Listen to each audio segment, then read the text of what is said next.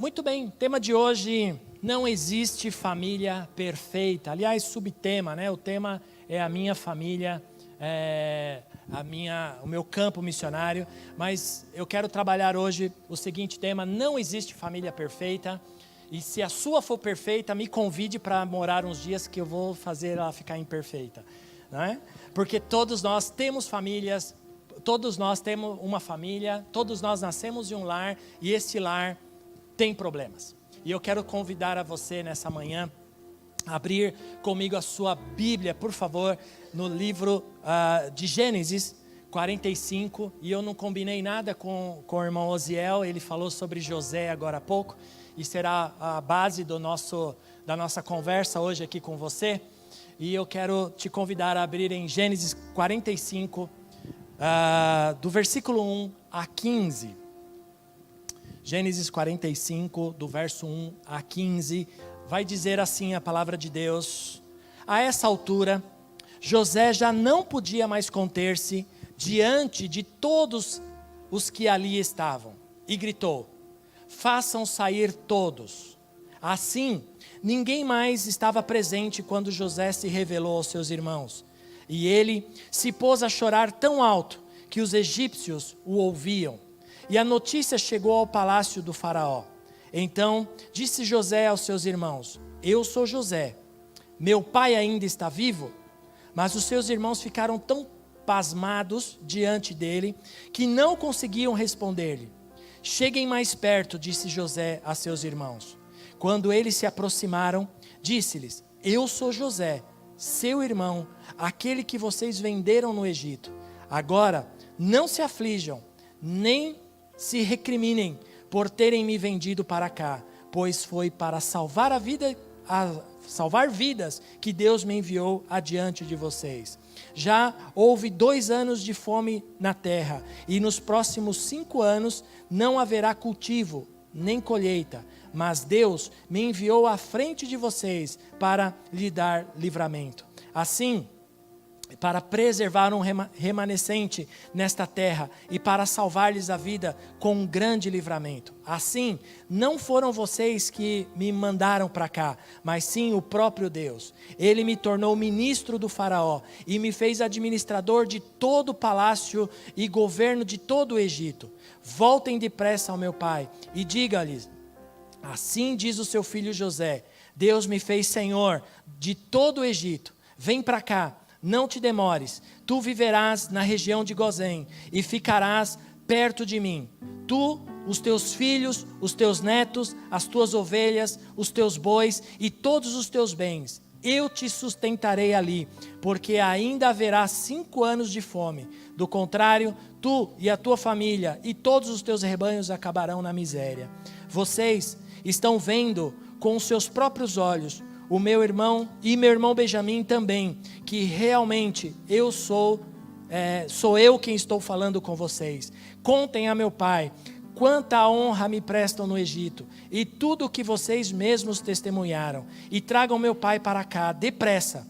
Então ele se lançou chorando sobre os seus irmãos, sobre o seu irmão Benjamim, e o abraçou, e Benjamim também o abraçou chorando. Em seguida beijou todos os seus irmãos e chorou com eles, e só depois os seus irmãos conseguiram conversar com ele. Uma leitura longa, mas necessária para que a gente possa entender sobre aquilo que Deus tem para você essa manhã.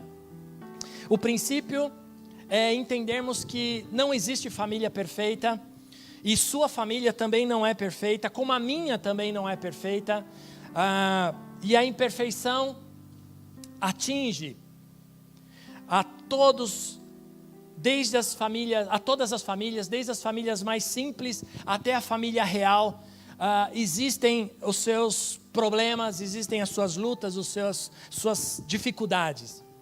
E também, a gente precisa entender que a Bíblia, as famílias na Bíblia, também a Bíblia fez questão, os seus escritores fizeram questão de não esconder para nós, os leitores, os problemas das famílias que haviam nas famílias, tanto dos patriarcas como as famílias mais antigas, do Novo Testamento, do Antigo Testamento. Todas as famílias tinham as suas lutas, tinham as suas dificuldades. E a origem desse problema no meio da família começou a acontecer no meio de uma família, da primeira família que foi criada por Deus. Ela começou a ser expandida a partir daí. Foi a gente costuma brincar que é uma folha original que foi tirado várias cópias, e nessa original tinha uma manchinha, e todas as cópias saíram com essa mancha também. Por isso, a origem desses problemas na família está declarado através do apóstolo Paulo em Romanos, no capítulo 5, versículo 12, o apóstolo Paulo vai dizer o que foi a origem, como foi a origem do que estragou as famílias, do que entrou nos lares e trouxe divisão, e trouxe problemas, e trouxe diferenças, porque na sua origem, a família não era para ter problemas, a família era para ser perfeita. Nós vamos ver isso daqui a pouco. Deus fez a família para não ter problemas, para não ter dores, para não ter dificuldades, para não terem lutas. E o apóstolo Paulo diz em Romanos capítulo 5, verso 12 assim: portanto, olha só, preste atenção nessa leitura. Da mesma forma como o pecado entrou no mundo por um homem, e pelo pecado a morte, assim também a morte veio a todos os homens, porque todos pecaram. Todos pecaram. A partir da família de Adão, onde entrou o pecado, onde se dilacerou toda a ramificação do pecado, chegou até a nossa família, chegou até a tua família, chegou até a minha família. Esse verso exemplifica essa imperfeição que é declarada através do pecado. O pecado é que prejudica os lares, o pecado é que prejudica os casamentos, o pecado é que prejudica os relacionamentos. Por isso, mas o melhor de tudo, amados, queridos irmãos, é que a Bíblia, que mostra a imperfeição das famílias, que mostra as dificuldades das famílias a qual foi escrita, ela também aponta o caminho para a solução dos problemas dentro da família. E até mesmo os discípulos, já em Atos capítulo 16, verso 31, os discípulos afirmam qual é o resultado daquilo que pode mudar a história da família, que ele diz assim: creia no Senhor Jesus e será salvo, você e a sua casa. O segredo para que a sua família seja restaurada, não importa como está essa família, não importa como você está nessa família, não importa as circunstâncias que está a sua casa, se está com luta, se está com problemas, se está com brigas, se está com discussões, você precisa crer em Jesus. O segredo é crer. Você crer, então a sua casa será, você e a sua casa será salvo. A resposta, o segredo é crer. No que você tem crido? No que você tem acreditado? Mas para que a gente aponte o caminho, eu preciso lhes mostrar quais eram os problemas das famílias, para que eu te mostre como você encontrar esse caminho de crer, esse caminho de mudança, de transformação. Eu preciso que você caminhe comigo, para que eu mostre para você qual é o segredo dos problemas, das imperfeições, porque isso é tão sorrateiro, isso é tão maligno, isso é tão baixo que o inimigo faz, que quando a gente percebe, as circunstâncias já estão armadas, as discussões já estão preparadas, as lutas já estão preparadas e as desgraças acontecem nos lares, porque acontece muito devagar. E por isso eu quero lhes mostrar nessa manhã como você pode identificar a imperfeição e lutar para que essa imperfeição seja melhorada. Perfeita nunca será. Quero lhes dizer isso, infelizmente. Mas pode ser melhorado, pode ser trabalhado, pode ser arrumado a situação. Não importa quantos anos já fazem que está nessa situação o seu casamento. Há quanto tempo já faz que você está nessa situação com os teus filhos. Hoje, você pode encontrar esse caminho, se você quiser, para você e para a sua vida. Primeiro, a primeira família criada por Deus está em Gênesis capítulo 1, verso 27. Você conhece a história, mas eu quero ler para você. Quero que você leia comigo também. Gênesis capítulo 1, versículo 27 a 31. Vai dizer assim, olha só que bacana. Você já deve ter lido isso várias vezes, ou ouvido pregações desta. Mas diz assim o texto: criou Deus o homem, a sua imagem, a imagem de Deus o criou, homem e mulher. Os criou. Deus os abençoou, ele disse: sejam férteis, multipliquem-se, encham e subjuguem a terra, dominem sobre os peixes do mar, sobre as aves do céu, sobre todos os animais que se movem pela terra. Disse Deus: eis que dou a vocês todas as plantas que nascem e toda a terra e produzem sementes, e toda árvore que dá frutos com sementes. Elas servirão de alimento para você. E dou todos os vegetais como alimento, e tudo que tem em si fôlego de vida. A todos os grandes animais da terra, todas as aves do céu, toda criatura que se move rente ao chão. E assim foi. Olha que bacana. E Deus viu tudo que havia feito, e tudo havia ficado muito bom. Passaram-se a tarde e a manhã, e esse foi o sexto dia. Deus olha e diz: tudo ficou muito bom. A família que Deus havia criado ali, ele estava falando do homem e da mulher, Adão e Eva. Ele olhou e disse: ficou muito bom isso que eu fiz. Era para ser muito bom. A família era para ser boa, era para ter bons relacionamentos, era para dominar sobre todas as coisas da terra, era para ter domínio sobre toda a criação. A família era para ser boa. Deus se alegrou. O verso 31 diz: e viu Deus que tudo que havia feito, tudo que ele fez era muito bom. É muito bom. Muito bom indica que a família criada era ótima em todos os seus aspectos: físico, moral, intelectual e também espiritual. Não era para termos diferenças, não era para termos distinções, porque essa família que seria a matriz de todas as outras famílias.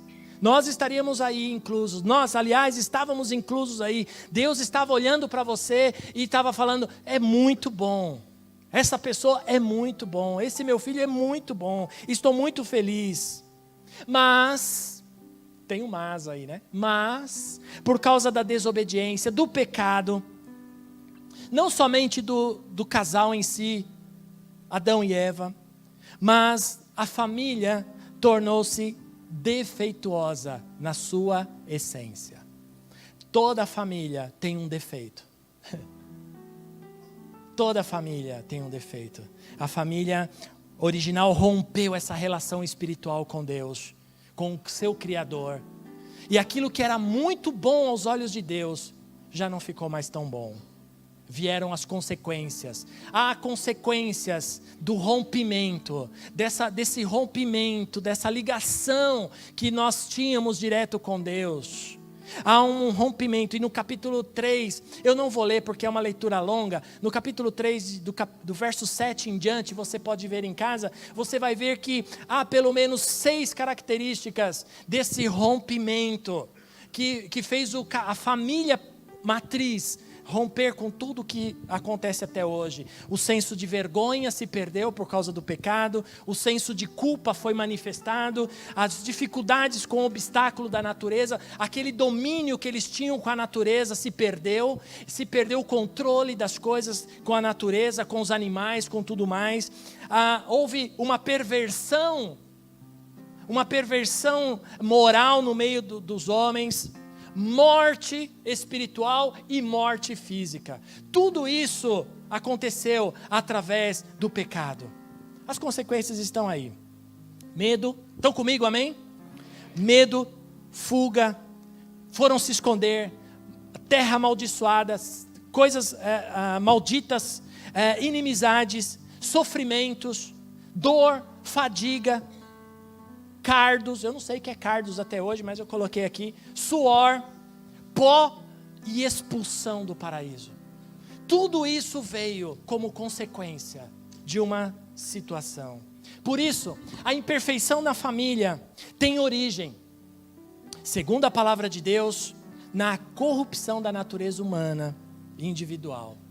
Por isso é necessário, irmãos, que essa família que você vive, essa família que você está inserido, que foi Deus que te deu, e eu tenho certeza que já aconteceu isso com você, porque quando eu era mais novo, há uns poucos tempos atrás, vocês são fogo. Lá, quando eu era adolescente, tá bom? Eu olhava algumas famílias e eu falava assim, por que eu não nasci naquela família? Você já fez essa pergunta? Você olhou para uma família tão boa, tão perfeita, aos seus olhos, não é? Porque você está de fora. E eu dizia para mim mesmo assim, puxa vida, por que a minha família é tão B.O.? Por que eu não estou naquela família? Por que eu não nasci naquela família? Aquela família é tão legal, é tão bacana, é tão assim. O pai é tão legal, a mãe é tão bacana, os irmãos são da hora. Que nada. É porque você não está acordando e dormindo ali. Mas o salmista Davi, no Salmo 51, verso 1, vocês estão comigo, amém? Abra sua Bíblia. O salmista, ele vai dizer o seguinte, sobre essa mancha, sobre esse pecado que está enraizado na família desde sempre. Ele vai dizer assim, tem misericórdia de mim, ó Deus, por teu amor, por tua grande compaixão. Olha só o que ele pede, apaga as minhas transgressões, lava-me de toda a minha culpa e purifica-me do meu pecado, pois eu mesmo reconheço as minhas transgressões e o meu pecado sempre me persegue. Contra ti, só contra ti pequei e fiz o que tu reprovas, de modo que justa é a tua sentença e tens razão em condenar-me. Sei que sou pecador desde que nasci, sim, desde que me concebeu a minha mãe. Mas olha o verso seguinte, o verso 7 é fantástico. Pula um verso aí, por favor.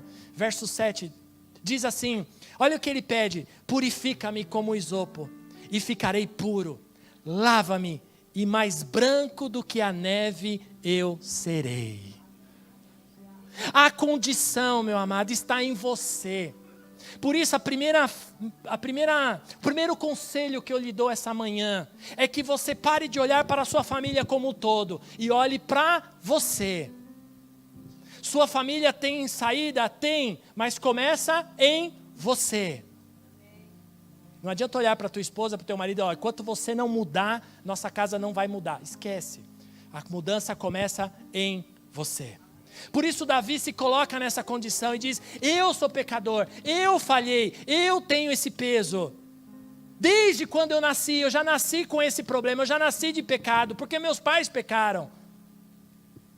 Esse pecado vem de herança, eu herdei esse pecado, eu herdei esse problema dos meus pais, dos meus avós, dos meus bisavós. Mas Senhor, purifica-me e eu ficarei puro, limpa-me, lava-me e eu serei limpo, mais branco do que a neve eu serei.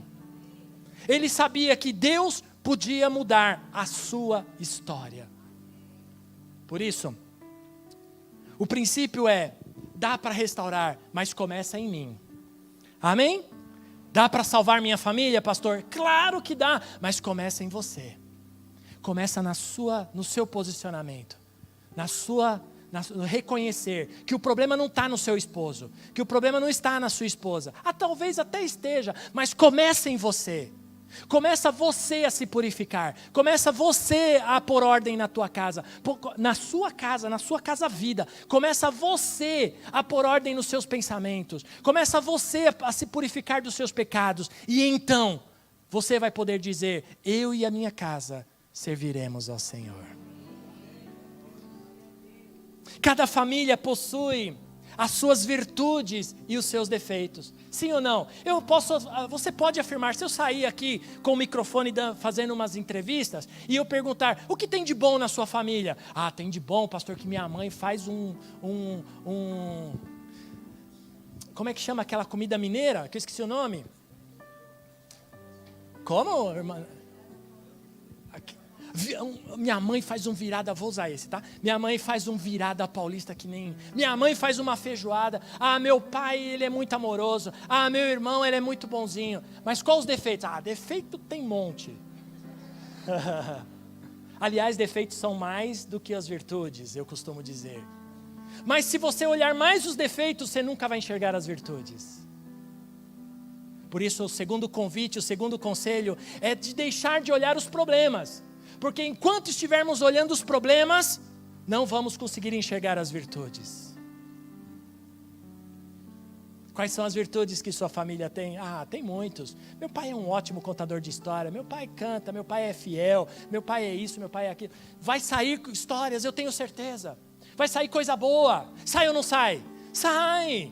Eu estou declarando pela fé que sai na tua vida. Vai sair coisa boa da tua casa. Amém? Jesus, ajuda-nos. Cada família possui a sua virtude e os seus defeitos. A família dos patriarcas, e José era um dos patriarcas, foi um dos patriarcas. Ela foi vista no livro de Gênesis, do capítulo 12 a 50, você em casa pode estudar, do capítulo 12 a 50, você vai ver as famílias dos patriarcas, como a família de Moisés, a família de Abraão, a família de José, a família de Jacó e de tantos outros, que se desenvolveram com marcas negativas, mas com marcas positivas também, e que precisaram ser restauradas em algum momento. As marcas negativas, as duas principais que você encontra na Bíblia, dos problemas das famílias na Bíblia, eram dois principais. Havia muita mentira. Põe teu coração aqui em mim. Tem mentira lá na família, na nossa família, sim ou não? Ixi, assim de monte mentira. Até hoje. Aliás, foi por uma mentira que entrou o pecado no mundo. Mas, na família, a primeira família do mundo, e havia mentira. E sabe a segunda coisa que havia, que não acontece nas famílias? Não, só na minha aconteceu. A minha irmã está aqui, ela sabe, ela pode afirmar. Só aconteceu na minha família, predileção. Ou predileção? Quando um pai prefere um filho além do outro. É predileção, né, que fala, né? Ok. Quando um pai ou a mãe prefere um filho do outro. Existe isso? Não, gente, não existe. Só na minha casa. Por isso, olha só, nesse texto primeiro, nós estamos com base em José. Em Gênesis capítulo 37, versículo 4, vocês vão ver a predileção, estou cismado. Preferência, vou usar, o pastor Davi me corrigiu. Preferência, tá bom? A preferência do pai pelo filho. Não vou usar mais predileção. Gênesis 37, 4 vai dizer assim: quando os seus irmãos, olha só, põe teu coração na leitura da palavra. Quando os seus irmãos viram, olha só, está falando de José e seus irmãos aqui. Quando os seus irmãos viram que o pai gostava mais dele do que de qualquer outro filho, odiaram-no e não conseguiam falar com ele amigavelmente. Jacó gostava mais de José do que os dos outros filhos. Por quê? Porque José era filho de Raquel, e Raquel era a mulher que Jacó amava de verdade. Ele tinha outras esposas, mas Raquel era a esposa que ele mais amava. E ela lutou para ter filhos, porque ela foi estéril. E ele orou por muitos anos para que ela pudesse engravidar. E ela teve 2 filhos. O primeiro foi José e o segundo foi Benjamim. o irmão mais novo, caçula, Benjamim. E por isso José tinha um carinho por Benjamim. Se você lembrar a história, o texto inicial que nós lemos, José abraça Benjamim, beija Benjamim, e beija Benjamim é ótimo, né? E se importa com Benjamim, porque ele era o seu irmão, de mesmo pai, de mesma mãe. E os seus outros irmãos viram que José tinha uma preferência pelo pai. E aí, os seus irmãos já começaram a odiá-lo.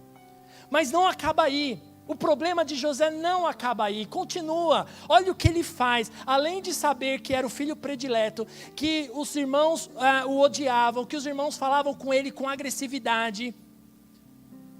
Olha o que ele faz. No versículo 5 desse mesmo capítulo. Olha o que ele apronta. Ele reúne todos os irmãos na mesa e diz assim: José teve um sonho. E quando contou aos seus irmãos, eles passaram a odiá-lo ainda mais. Ouçam um sonho, meus irmãos, que eu tive, disse ele. Disse-lhes José: estávamos amarrando os feixes de trigo no campo, quando o meu feixe se levantou e ficou em pé. E os seus feixes se juntaram ao redor do meu e se curvaram diante dele. Seus irmãos lhe disseram: então você vai reinar sobre nós? Quer dizer que você vai nos governar? E odiaram ainda mais por causa do sonho, do que ele tinha dito. Ele é louco. Veja, o problema não acaba aí. Passou uns dias, ele diz: depois teve outro sonho e contou aos seus irmãos. Tive outro sonho, irmãos queridos. Desta vez, o sol e a lua e 11 estrelas se curvaram diante de mim. Estava falando, agora piorou, porque entrou o pai e a mãe na história e os outros irmãos. Quando contou ao pai e aos irmãos, o pai repreendeu e lhe disse: que sonho foi esse que você teve? Será que eu, a sua mãe e seus irmãos viremos a nos curvar até o chão diante de você? Assim, seus irmãos tiveram ciúmes dele. O pai, olha só, a figura do pai. O pai, no entanto, refletia naquilo. O pai devia ter dado um tranco na orelha dele, né? Um tranco na orelha, não, um tapa na orelha. E aí, quero te dar o terceiro conselho. Deus te deu sonhos. O Osiel falou de sonhos agora, que José era um sonhador, é verdade. Mas sabe qual foi o erro de José? Falar dos sonhos para as pessoas erradas. Seus sonhos, não fale para qualquer um. Viu, minha irmã? Não conte os sonhos que Deus te deu para qualquer um. Guarde com você. Ou então para aquela pessoa que você confia mesmo, que é teu parceiro, que é teu amigo mesmo. De uns anos para cá, eu não conto os meus sonhos para ninguém mais. Só para minha esposa. O que Deus fala para mim. Antigamente eu saía falando, né? Falando. E isso dá problemas. José teve problemas. Contar os sonhos para pessoas erradas vai gerar ciúmes, inveja e ódio. Vou repetir. Contar os sonhos que Deus te deu para pessoas erradas vai gerar ciúmes, inveja e ódio. Por isso, tomem cuidado.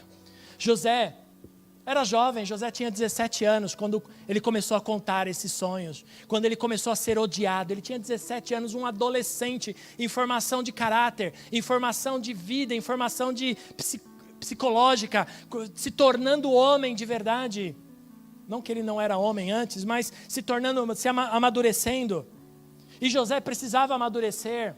E Deus permite que ele tivesse que passar pelo que ele passou, para que ele pudesse se amadurecer e aprender a confiar em Deus. Ele passou por todo esse processo. Vocês sabem, tem a história, eu não vou ter tempo para contar toda a história. Foi vendido, foi revendido, foi perseguido, foi assediado, foi humilhado. Mas da noite para o dia, põe teu coração aqui em mim. Da noite para o dia, de manhã, ele estava no fundo do poço, fedido, barbudo, cabeludo, sujo, imundo. No fundo de uma cela imunda como era daquela época. Era em buracos, não era cela como é hoje. Eram buracos cavados com uma tampa de ferro em cima. Assim eram as prisões. Eram buracos, verdadeiros buracos. E nesse lugar, de manhã estava ali, à tarde para a noite, ele era o segundo homem mais importante do Egito. 30 anos ele tinha, quando ele subiu para governar com o faraó. Quais são os aspectos, então, que caracterizam pessoas usadas por Deus para abençoar as famílias imperfeitas? Eu quero declarar nessa manhã, para você que está aqui, para você que está nos assistindo, que você é um abençoador da sua casa. Que o que você está passando é uma fase para amadurecimento da tua vida. Para que você possa ser o resgatador, o abençoador da sua casa e dos seus familiares. Por isso, eu quero te dar algumas direções. Quando José chora lá para os seus irmãos, tente relembrar o texto, diz a história que, o texto que nós lemos, que ele chorou tão alto, que todo o Egito ouviu, todos que estavam no palácio, vou ser menos exagerado aqui, né? Que todos que estavam no palácio ouviram o choro de José. Ele não chorou de ressentimento e ódio, ele tinha tudo para odiar seus irmãos, sim ou não? E seus irmãos o venderam. Aliás, o plano era matar, sujar a roupa que seu pai havia dado, que ele usava uma roupa especial, né? Ele era o filho querido, ele usava uma túnica colorida. Em outra pregação que eu preguei de José, eu disse que era a roupa de domingo. Né? Quem é mais antigo aqui sabe, e as condições eram difíceis, a gente tinha roupa de domingo, que só podia usar no domingo para ir à igreja. Né? E quando se sujasse aquela roupa, estava lascado, né? A surra era certa. Então José não. José usava aquela roupa todo o tempo, aquela roupa especial, a roupa de festa. E a ideia dos seus irmãos era matar um animal, manchar de sangue aquela túnica dele e levar para o seu pai e dizer, seu filho amado morreu. Mas quem matou foi um animal, mas na realidade era para ser seus irmãos, mas de último momento um dos irmãos decidiu vendê-lo. E ele foi perseguido, e eu já resumi essa parte. E quando ele encontra com seus irmãos, ele chora. Não era um choro de ódio, era um choro de libertação. Era um choro de, eu sou agora uma pessoa realizada. E ele afirma para os seus irmãos que ele estava ali por um propósito de Deus. Foi Deus que me mandou adiante de vocês. Deus precisava fazer o que tinha que ser feito para que vocês viessem depois de mim. Então o que Deus está fazendo na tua vida, põe teu coração aqui em mim, por favor. O que Deus está fazendo na tua vida hoje é para que os demais venham atrás de você. Deus está preparando o caminho. Deus está preparando o caminho através da tua vida. E é você, não é ninguém. Não é outro, é você, porque você está aqui. Por isso Deus te trouxe aqui essa manhã. José se tornou de arrogante, de prepotente, de sonhador, metido, que ele era para uma pessoa humilde. Porque ele entendeu o seu chamado. Quando eu entendo o meu propósito, faz toda a diferença. Quando eu entendo o propósito pelo qual estou nesta terra, faz toda a diferença. Você precisa saber o que você está fazendo nessa terra. Se você acha que você está só ocupando espaço, consumindo coisas e vivendo por viver, não é verdade isso. Sinto muito, o inimigo te enganou e te rolou todos esses anos de vida que você tem. Porque não é isso que Deus sonhou para você. Deus sonhou para você ser um libertador da sua casa, um abençoador da sua família, para você ser próspero, abençoado e feliz. E tudo que você fizer prosperar. Onde você pisar a planta dos seus pés, a paz.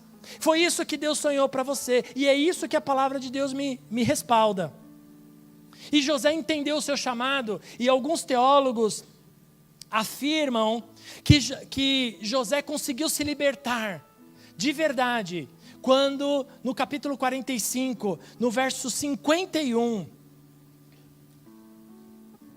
ele tem 2 filhos. José viveu no Egito, ele teve um nome egípcio, Zafenate Paneia, esse era o nome dele, egípcio, nome egípcio. Ele se casou com uma egípcia, filha de Faraó, ele viveu ali, comeu a comida egípcia, se vestia como egípcio, participava das coisas do Egito, mas ele não era um egípcio, ele era um hebreu. E a ficha caiu quando ele teve os 2 filhos. O primeiro filho, ele diz aí, ao primeiro José, verso 51, do capítulo 41, diz assim: ao primeiro filho, José deu o nome de Manassés. Manassés é um nome egípcio. Dizendo: Deus me fez esquecer todo o meu sofrimento e toda a casa do meu pai.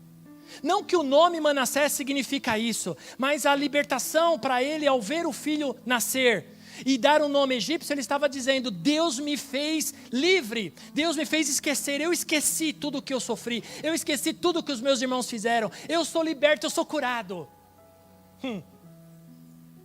E no segundo filho, o verso continua: ao segundo filho chamou Efraim, nome hebreu. Olha só que interessante, ele já não dá para o segundo filho, o filho caçula, o nome egípcio, e sim o nome hebreu. E ele diz: Deus me fez prosperar. Olha só, o nome Manassés egípcio, Deus me fez esquecer. O nome Efraim hebreu, Deus me fez prosperar. Há prosperidade só em Deus. Não há prosperidade nesse mundo, amado. Não há prosperidade nesse mundo. Deus me fez prosperar na terra onde eu tenho sofrido. Os propósitos de Deus são eternos para você. E nós, como então eu alcanço a minha família, pastor? E eu quero explicar isso para você. Eu preciso terminar um pouco antes, porque a gente vai ter uma atividade que eu preciso que vocês participem conosco. Depois eu vou explicar. Calma que não vai ser nada de chamar à frente para falar nome não, fica tranquilo. Mas eu quero que você entenda como eu posso alcançar a minha família então. Como eu posso evangelizar a minha família. Como eu posso ser um diferenciador lá. Como eu posso fazer a diferença. Como eu posso mudar a história da minha família. Primeiro, você precisa entender como funciona a família através das gerações. Muitas vezes nós, com a nossa idade, queremos mudar a cabeça de um filho que é adolescente, que é pré-adolescente, com os conceitos que nós tínhamos quando éramos da idade dele. Tenho uma notícia para te dar. Mudou, viu? Mudou. As coisas mudaram. Vamos pôr primeiro? Por favor. Olha só. Quem nasceu? Calma, não precisa levantar a mão. Eu não vou te expor. Fica tranquilo, quietinho aí. Não vou te expor. Os amados que nasceram da década de 60 até a década de 80 é chamado pelos pesquisadores de geração X. Ok? É a geração dos reativos, que reagem. Muitos nessa década começaram a ter pais separados. Muitos. Pais que ausentes e estressados. Olha, lembra, você que tem essa faixa etária, figura teus pais, se não era assim. Vai lembrando dos teus pais. A TV era babá para os filhos desses pais. Os pais colocavam na frente da televisão, quem tinha, né? E senta e assiste televisão aí. A TV era babá. E a informação era meio confusa, porque não tinha ainda muitas coisas, demorava-se para ter as informações e o conhecimento.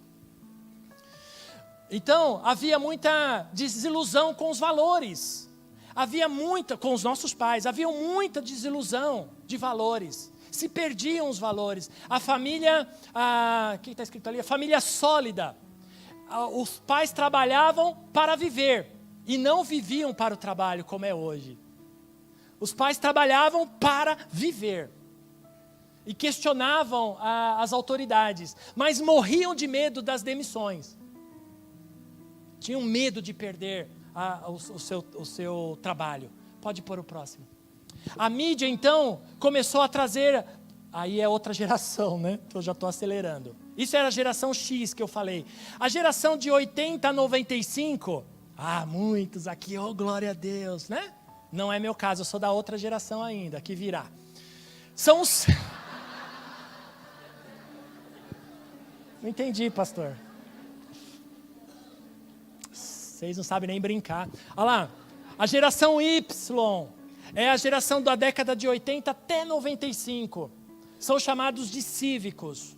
E aí, era a geração da mídia. É a geração onde começa a internet, onde começam as coisas, e aí começa a manifestar os ódios, os medos, as ganâncias. É a geração que questiona, né? Questionam assassinatos e violência, a ética e a moral. Né? É uma geração que vê o mundo instável, o mundo inseguro, o futuro incerto. Começam a ver o crescimento das telecomunicações, começa a chegar o telefone móvel, telefone celular, o Atari, videogames, né? Enfim, meu sonho era ter um Atari, nunca tive um Atari. Meu sonho também era ter um Falcon, nunca tive um Falcon. Os pais profundamente envolvidos, e aí gerou uma geração de filhos mimados. Filhos mimados, porque é a geração que não teve o mimo dos pais, quis trazer para a sua geração os mimos que não tiveram. Pode pôr o próximo. Essa geração ainda investiu um grande valor na educação. Os pais, a educação que os nossos pais não nos deram, nós queremos dar para os nossos filhos. E então se investiu forte na educação. É uma geração que fala outras línguas, que estuda inglês, que estuda informática, que tem uma noção geral de coisas, porque os pais investiram. É uma geração que o pai diz, tudo é possível, você pode, você vai conseguir. Não é uma geração que o pai dizia, você é burro, você não vai chegar a lugar nenhum. Enfim. É uma geração que faz multi coisas. Ele consegue estar conectado, ouvir música, entrar na internet, mandar e-mail, estudar e assistir televisão. É uma geração de ansiosos, muito ansiosos. É uma geração que está sempre conectada, engajada em ondas, em obras, em causas sociais e ONGs. Estão sempre envolvidos, querem ajudar, querem fazer para se valorizar. E são extremamente consumistas. Aí vem a última geração que nós estamos vivendo. E vai vir uma outra geração depois dessa, que estão ainda estudando como vai ser. Mas é a geração Z. A geração que eu estou inserido, que eu nasci em 1995 até hoje. É a geração chamada dos adaptáveis. É a geração chamada silenciosa. Vocês vão entender por quê. É a geração do WhatsApp. Tudo é nos 2 polegares. Tudo é nos 2 dedinhos. É a geração que não desconecta jamais. São nativos digitais, nasceram com um computador na mão, nasceram com um tablet, com um celular na mão. É a geração do videogame, do mundo virtual paralelo. E por isso, às vezes, como o apóstolo falou aqui, há uns domingos atrás, ele, para falar com o filho, precisa mandar WhatsApp, mesmo dentro de casa. Porque o filho está lá no seu quarto, virtualmente conectado em algum lugar, falando com alguém, falando com sei lá quem, e se envolvendo com não sei como. São os pais mais jovens, tem os pais mais jovens, os pais, e ambos trabalham, e buscam mais riquezas, e têm menos tempo para os filhos. De novo, se repetindo a história da geração X. E é uma geração que tem um desenvolvimento muito precoce. Os jovens dessa geração estão namorando mais cedo, estão transando mais cedo, estão usando drogas mais cedo, estão se prostituindo mais cedo. E continua. A obediência, então, começa a perder os valores. Não obedecem mais os pais. Aliás, são os pais que obedecem os filhos. Tem uma descrença na educação e carreiras formais. Aquelas carreiras formais querem uma carreira nova. Na realidade, eles querem montar o seu próprio negócio. Né? Essas carreiras médico, advogado, juiz. Não, esquece, eu não quero isso. Eu quero ter o meu negócio. Eu quero ganhar o meu dinheiro. É a geração do fone de ouvido. Você quer saber qual idade tem? De que geração que é? É só olhar. tem um fone de ouvido. Se não tem o fone, está no bolso. Se não está ouvindo, está no bolso ou está na bolsa. O fone de ouvido, porque está sempre ouvindo alguma coisa, sempre ouvindo uma música, sempre ouvindo uma situação. Distração constantemente. Sempre distraídos. São pobres de relacionamentos interpessoais e até com a família, infelizmente. E seus laços são momentâneos, são flashes apenas de relacionamento e são descartáveis. Eles trocam amigos como se trocam de roupa. Pronto. Terminou? Terminou. Como evangelizar isso?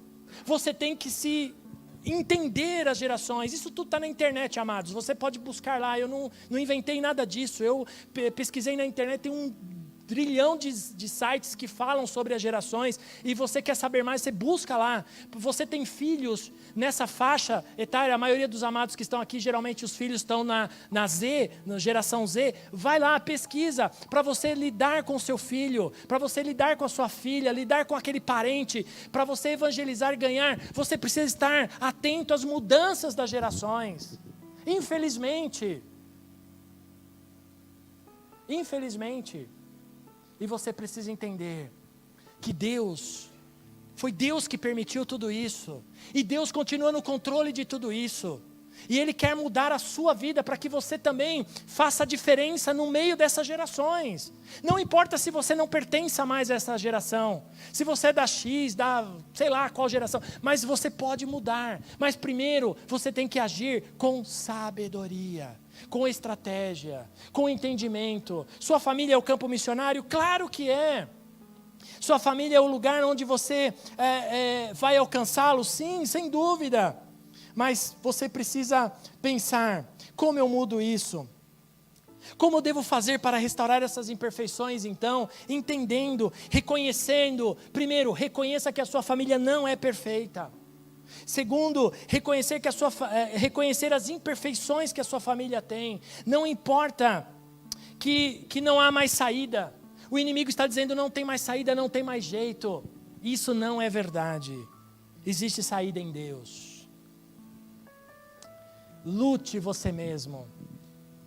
Lute você mesmo. Assim como José lutou. Seja o redentor da sua família. Não dá mais para vir com a vara. Desculpa, amados, eu respeito quem pensa assim. Não dá para ir mais com a vara e com chinelo para uma geração Y. Perdão, a geração Z. Não dá mais. Aliás, você pode ser denunciado por isso. Você pode ser processado. Eu respeito quem prega isso, quem pensa assim. Eu não faço isso. Essa geração quer conversa. Essa geração quer diálogo. Essa geração quer olhos nos olhos. Põe teu coração aqui em mim, por favor. Essa geração quer que você sente com ele e fale o que você está pensando a respeito do que ele está fazendo. E, infelizmente, para alguns pais tradicionais aqui, para mim, eu não penso assim. Nós temos que atualizar, porque isso vai gerar mais ódio, mais raiva, mais conflito entre você e sua geração e seus filhos. Você pode ser o redentor da sua família. Você pode ser aquele que vai ganhar os seus filhos para o Senhor Jesus. Mas olha para as situações hoje. Se atualize, melhore, escute, ouça, entenda, reflita e depois converse. Tenha maturidade, porque é isso que Deus quer que nós façamos. Deus, quando chega lá no jardim, Ele não chega com a vara, Ele não chega com o chinelo para bater em Adão e Eva. Ele chega conversando. Onde está você? Onde estão vocês? O que vocês fizeram? Deus chega com conversa. Por isso, amados, é tempo de nós mudarmos a nossa forma de pensar e tratar com essa geração que está vindo. Porque nós estamos envelhecendo rápido, os tempos estão passando muito rápido, as mudanças estão acontecendo, as mudanças geracionais estão acontecendo a todo vapor. E nós precisamos entender que nós estamos envelhecendo. Olha só, eu estou usando óculos, onde já se viu um negócio desse? Mas nós precisamos pensar que é propósito de Deus para nossas vidas nesses dias. Essa mudança começa hoje na nossa vida.